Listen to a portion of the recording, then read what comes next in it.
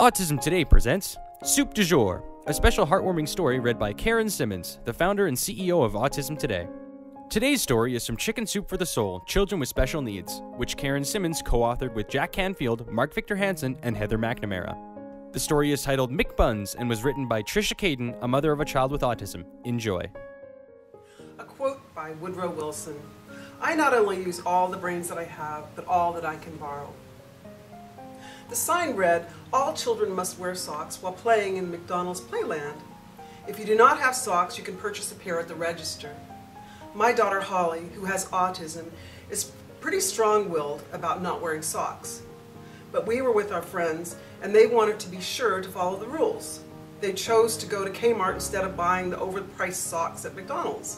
I chose to carry my kicking and screaming 5-year-old out the door. I got her back in the car with little resistance and drove home, explaining all the way why we needed socks. We can't play in McDonald's without socks. It's a rule. You must wear your socks. Maybe I could pound it into her head by the time we've got back. I explained to my other daughter, Taryn, that even if Holly takes her socks off, she, Taryn, must leave hers on. We need to teach Holly that these are the rules. Please, please help Mommy do this, I begged. We arrived back at McDonald's and Holly tried at once to take off her socks. "No socks, no play," I stated firmly. She left on her socks. She entered the playland with a huge grin on her face, climbing up through the tunnels, and when she got to the net tunnel in the far corner, she proceeded to remove her socks and shove them down the net. I imagined her saying, as she seemed quite satisfied that she had won this battle. After stripping off her socks, Holly excited the playland. We hadn't had a chance to order any of our meals yet, so Holly proceeded to find random French fries at different tables. I apologized repeatedly to puzzled parents as they watched my daughter dancing around the room, eating fries and smiling.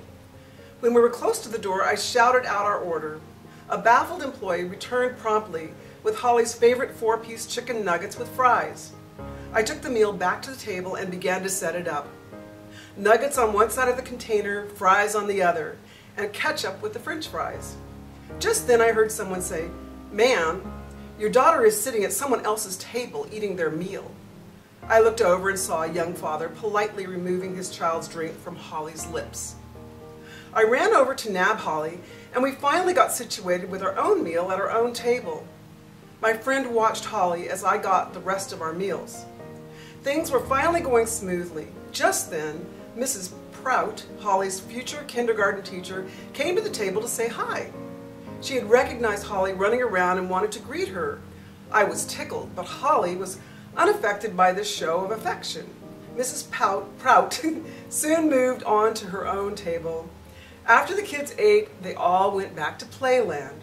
I watched with great pride as Holly's played right along with the other children.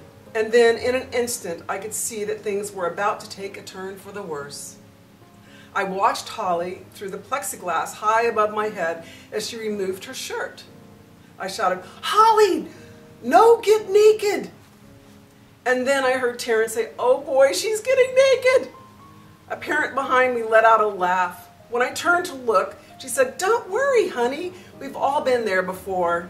Holly turned to face me with a smile, bunched up her shirt, and shoved it through the tennis ball size hole in the yellow octagon dome. My friend caught the shirt, tossed it to me, and said, "Now she's removing her shorts." Again, Holly shoved her shorts through the hole and then fell right into my friend's hands. She tossed them to me as well. I scanned the room and all eyes were on Holly. Parents, children, and even her future kindergarten teacher were looking up to see just how far this junior exhibitionist would go. As she removed her underpants, I began to feel mortified. How am I going to get her down?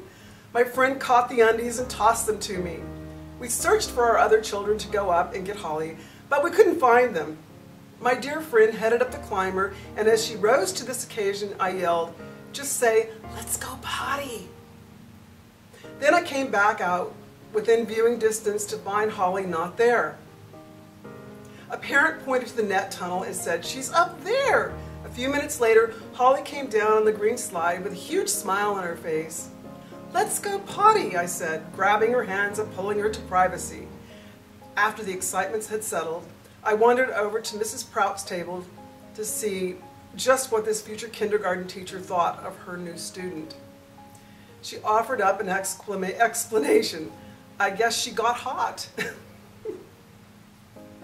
I replied, "And they were worried about her keeping her socks on."